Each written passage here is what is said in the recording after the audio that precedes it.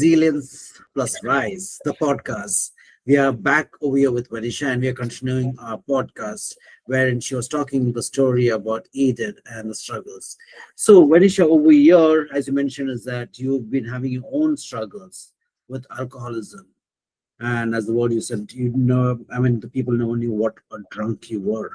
But when you were talking about Eden, my question which was going on in my mind was that life was giving you all the opportunities to go back and just take the edge off of having a little more so that you could forget. Yes, you had the other side, the joys, whether it was about Carissa getting married and having a kid and your young boys growing up, etc.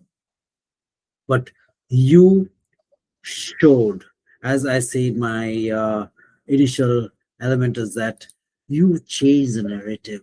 You told that this was, yes, challenges, but life was not happening to me, but for me. And you have been showing life.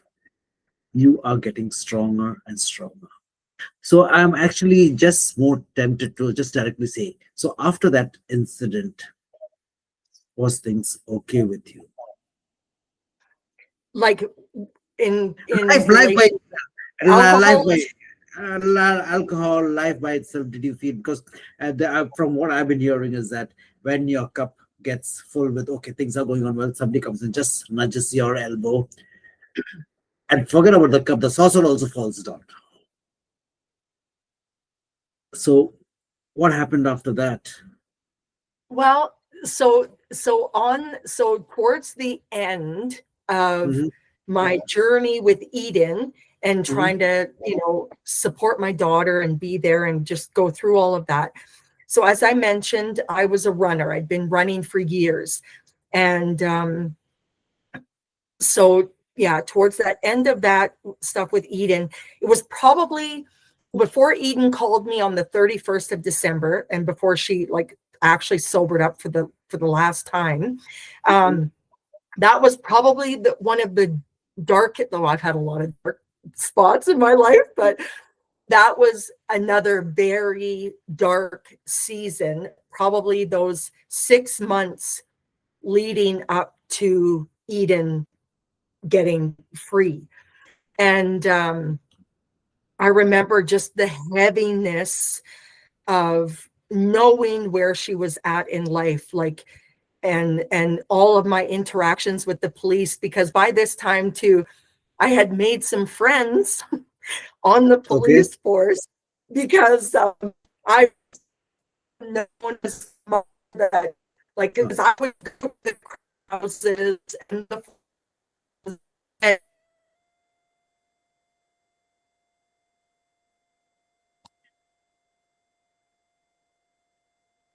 There is say like I'm about to bust down this door. okay. And is the internet connection okay? For me, my internet was okay, but there was a pause in your element. But please continue. Yes. Okay. And so anyway, so I got to know the police. So then during this dark time leading up to Eden getting free, I would have the police calling me, just giving me little updates if they seen her or ran into her, because they kind of knew who she was now too. And so during that time, I decided, totally out of the blue, although we know nothing's really out of the blue, decided to do Mhm. a 70.3 Ironman. So for those that don't Wow. know what an Ironman is, a 70.3 Ironman is a 2 kilometer swim, or like, 1.8 to 1.9, 2 kilometer swim. It is a 90K bike ride, and you run a marathon. So, 22 clicks or whatever. And you do it all together. That's a half Ironman. And so I decided to do a half Ironman. And I didn't know how to swim, and I Mhm. didn't have a bike. All I had were my runners. But I just decided, I in my early 20s, I had seen a full Ironman on TV. And Mhm. you kind of shelve these things away and you think, oh, one day I would love to do that. For Mhm. whatever reason, this happened at one of the worst times in my life where, and I decided I'm going to train for this thing. And so I asked this lady, to help me and stuff like that I didn't even know. She thought I was crazy. Everyone thought I was crazy for taking this on, because the other sort of problem with this was that I didn't give myself a lot of leadway time to Mhm. do this Okay. competition. I had 3 months to train, which is ridiculous. And especially because I didn't know how to swim and I didn't ride a bike. Didn't even own a bike. Anyways, I trained for this, and I ended up competing and completing a 70.3 Wonderful. Ironman in July. But the cool thing, Thomas, is that this was like another pivotal moment in my story where doing training for that Ironman revolutionized my life. I didn't realize the limits and the ceiling that I had placed on myself. And training for that Ironman and pushing myself to the absolute brink of where I didn't realize my body was capable of that. I didn't realize my mind was capable of that kind of mental grit and determination. And so I learned how to swim. I biked. And just it blew my mind. It blew my thinking. It blew my belief. It revolutionized my life. During that 3-month training, because I used to go back and visit the treatment center where Eden had kind of been in and out of over the years. And I knew some of the girls that were there because they'd been on the street with Eden. And you got to remember, Eden's still not sober. She's still somewhere on the street. But I remember one of the girls coming to me one day and she's like, "Oh, Vanisha, I heard you're training for this half Ironman. That's so cool." She's like, "I would love to do that one day." Right then and there is when my future foundation was birthed in my heart. Terminator Terminator. Foundation. Yeah. And so I looked at Jilly and I was like, "Would you really, Jilly?" And she was like, "Yeah, I would." And so then I completed my Ironman in July. That fall in October, I launched Terminator Foundation. That's when I started the work of taking addicts and alcoholics. And I'm like, I don't care where you're at in your journey of recovery. You can be 24 hours sober. You can be 24 days sober. I don't care. If you're interested, you can come. I'm going to train you. And I barely learned how to do it myself. I had just barely learned how to swim. And so I was not qualified to be, You don't need to be qualified. I it mean, whether we okay.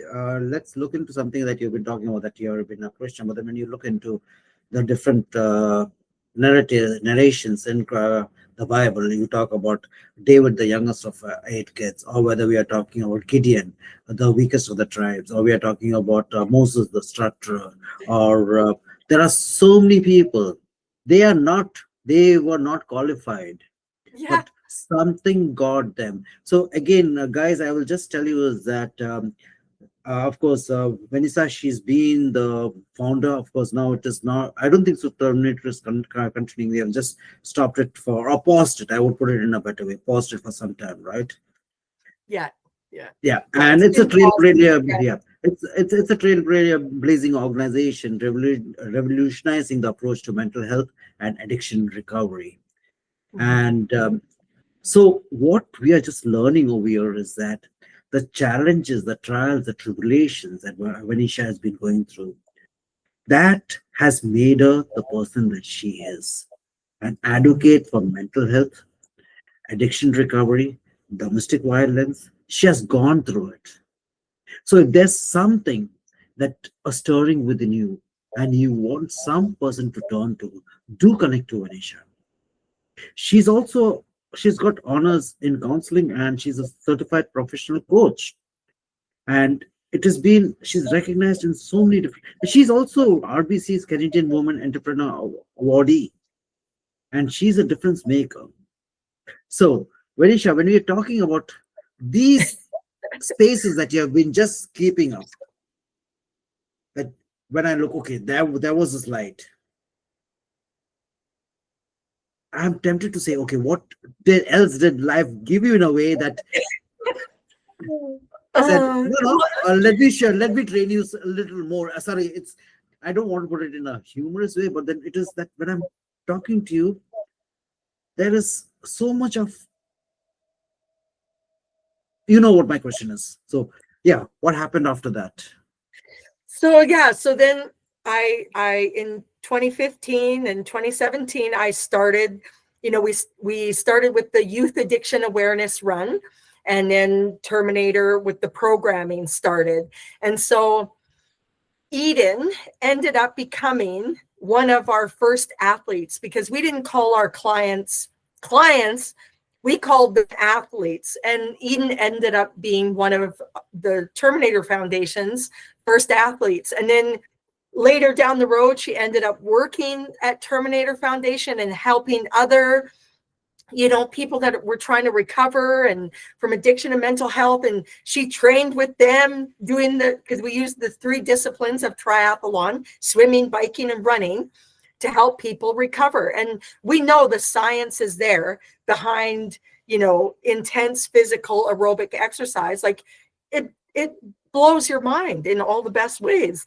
And so, yeah. And so Terminator went on, just really, we ended up being known Canada-wide, and due to a lack of funding, sadly, I had to pause the organization in January. So January 2nd, 2025, I had to, close our doors and lay off all my staff. And so that was devastating. Yeah. Guys, if you are listening to this space and you have reached until here, if there is a stirring, if there is somebody or somebody in your family or somebody you know who have been going through the trials and tribulations, and you want to revive Terminator Foundation, because it is for a cause, it is for something which is greater than many of us, do reach out to Vanisha, because she's already got a template in place, and it is not just going to help one people, but the resonance is going to be spread so much further. She just mentioned the story of Aiden, and today that the human she's become. So in the same way, give a chance. There's always, as you say, if you're above the ground, there's always hope. There's always a chance. Yeah. And in fact, we have just got a little more than 10 minutes. But here, what I want to ask you is that, in brief, after you came to the plateau of that you are now showing the light, you have got the flashlight, you have got the beacon, was life okay with you? Well, yeah, it's still, when people ask me that question, it's like, my life is great.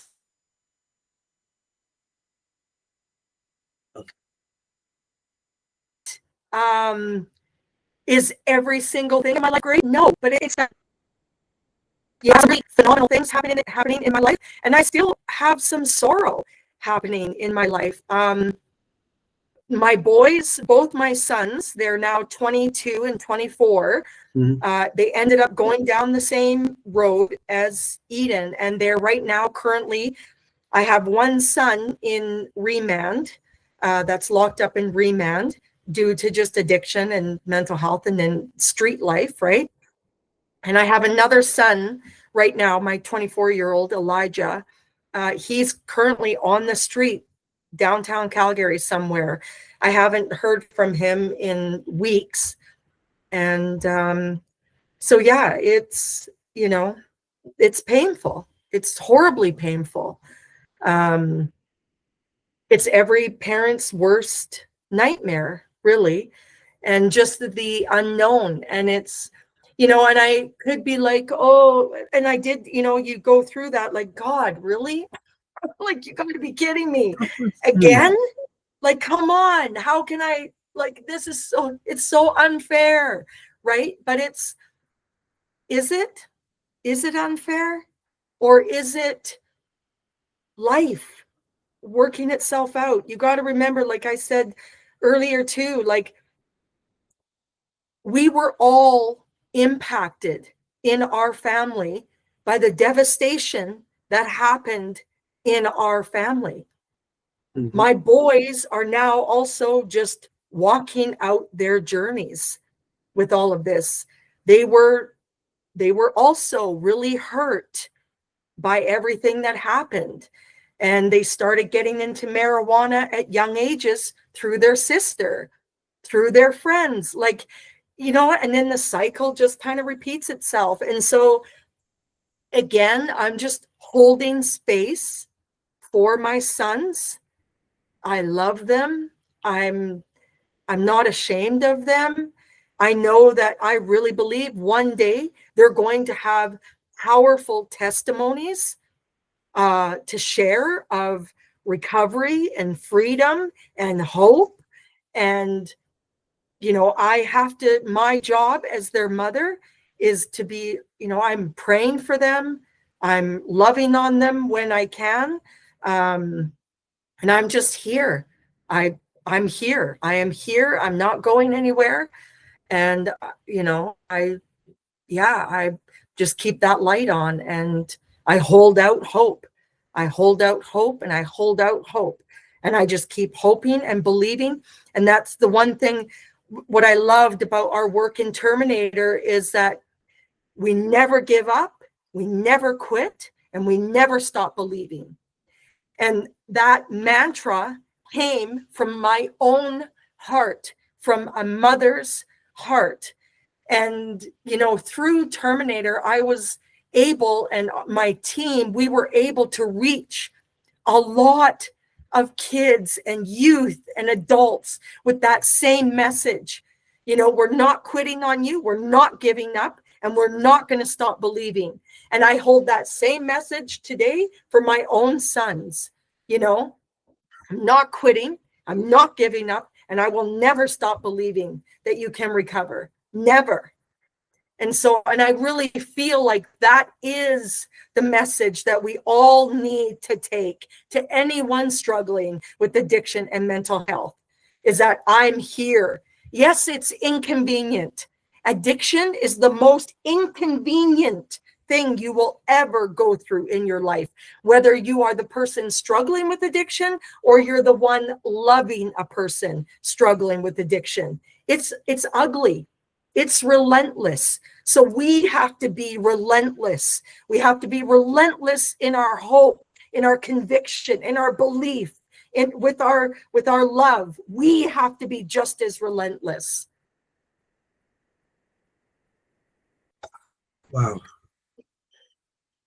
So here there have been a lot of pages in your life's journey, which, and guys, I've been a podcaster for a while, but what I've been hearing in the last three podcasts, there's been a lot of life lessons, a lot of, as I would say, the golden nuggets, a lot of doorways that you can look into, learn from. But Vanisha, if I ask you now, what you're just seeing, yes, don't give up, don't quit, and there is always hope. That has been the foundation of any person who have been grappling. But then, if I ask you, what are few other suggestions? I'm not asking about advice, but what are the few other suggestions that comes to your mind when you look through, or Simple Courage, or the book, or the life trajectory that you have been going through? What comes into your mind that you could tell the listeners? If you all have got the guts of listening until here, what are the few things that comes to your mind that you could say that this is what I felt? And again, I this is one of the statements that I mentioned in my podcast, is that we all are angels with a broken wing when we hold another. sorry, sorry. When we hold another, that's when we fly higher. What I've seen in this amazing human called as Vanisha is that she has got her own brokenness, but she's helping. She doesn't stop, having people, holding on to people and giving them hope that they can fly higher. So, Vanisha, the floor is yours for the next couple of minutes on what you say that you should tell people about who are having struggles, who are having challenges, whether it is about family, whether it's about business, whether it is about anything in life. I think, one of the things that I learned too going through all of this is that I'm responsible to take care of myself. I'm no Mm, good to anyone if I don't take care of myself. And so, whether that's, it's like, oh, how can you keep going, or how can you just keep going through all this stuff and just keep being there and keep, I really believe that one of the tools that I've learned, and I have to practice it all the time, is taking care of myself. What does that look like? It looks like, yeah, not drinking, not, I don't drink alcohol. I don't do drugs. I don't smoke. I exercise on a regular basis. Exercise is huge, huge, huge, huge to help with depression, mental health, um, relieve stress, relieve anxiety, help with conflict resolution, like help with emotional regulation. I cannot stress enough how important exercise is, even if it's walking.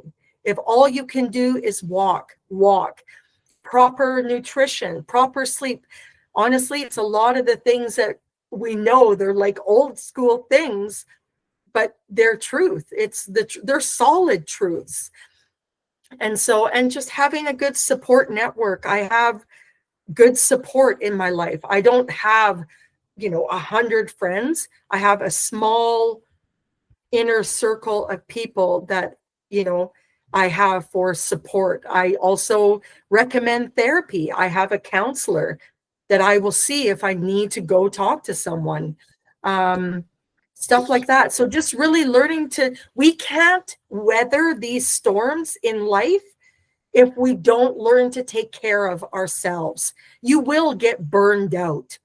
You will get to the place where you're like, I can't freaking do this anymore. I'm done. I'm out. It's too hard. It's too much. It doesn't end. Yeah, it doesn't end. It's life. So what do we quit? You know what I mean? Or we take responsibility and take care of ourselves. I will go inward. I'm as much as I'm out here and I'm doing all this, I'm actually very introverted. I'm a very mm, introverted person. And so I need my quiet time. I need my downtime. I need those things so that I can pour out and pour out and pour out and pour out. But I have to take care of myself. And I can feel it when I don't. mm, You know what I mean? And so, but I believe we have a responsibility to do that. And I think that would even help with a lot of the burnout. We see all these burnout is sort of like the new hot topic for people, mhm, like, oh, I'm burnt out, well, why are you burnt out? Because I know for me, I'm in an arena, I'm in an industry that I love. I know I'm called to do this work. So if I'm called to do this work, you know what I mean, I can't afford to get burnt out and quit. I need to take responsibility for my life, for my actions, for how I'm dealing with the stuff that I'm faced with. That's my responsibility. So I have to take care of myself. You know what I mean? So I really believe that. fantastic. So, guys, over here again, what Vanisha has just shown or spoken about is that her journey of being an underdog, you don't have to remain over there. You got the power, whether it is about raising the kids, when you have been Mhm. hit in the rock bottom, or whether it is taking on being a triathlete, an Ironman, you've got the potential. But the basis of everything is taking care of your own self first. Mhm. And that's when you can rise. It's not about being selfish, but No. so that you can help another. What we have just heard is, yes, I've heard is she's speaking from her heart and soul. It has amazingly inspired me to rise above whatever adversity. And she has shown how about embracing the inner strength, Mhm. rewriting the narratives. It is about the being bold, transforming her fight to dismantle the stigma about addiction and creating a lasting change. So, guys, again, I tell us that I've got her connections down in the comments below. And at some point of time, if you're facing any particular things in life, there is somebody you can reach out to. Or at least she may not have the answer, or she may be pressed with a lot of other things, but she can direct you to where Mhm. things could be. Sorry, I'm lost of words because there is such a powerful, enigmatic human in front of me. All I can say is thank you for who you are. And if I could say is that, yes, you are a blessing indeed. You had to go through the struggles because now you know what struggles are. You know what pain is. You know what hurting is. And the wounds that people see is not really visible, but it's driven so deep within your heart, within your mind, within your soul. But that's driving you to be the person when people look up and say, wow, what a journey. Vanisha, thank you so very much for your space and time Thank you, for being. Thomas. Thank you. It has been amazing. Thank you.